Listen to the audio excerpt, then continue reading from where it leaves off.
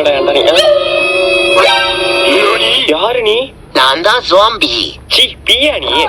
நாத்தம். ஏய் பீல ஜாம்பி. நான் கடிச்சா நீ ஜாம்பியா மாறிடுவ. ஜாம்பியா மாறிடுவனா? ஆமாண்டா, இப்ப பாரு உன்னை கடிக்க. ஆபியம். ஆத்தா டங்கு. அப்பாடி ஒரு வழியா ஜாம்பி கிட்ட இருந்து தப்பிச்சிட்டோம். டேய் நீ தப்பிக்கல, மாட்டிக்கிட்ட. என்ன இங்க உட்கார்ந்துருக்கு ஜாம்பி? தம்பி சத்த கடைக்கு போயிட்டு வாப்பா.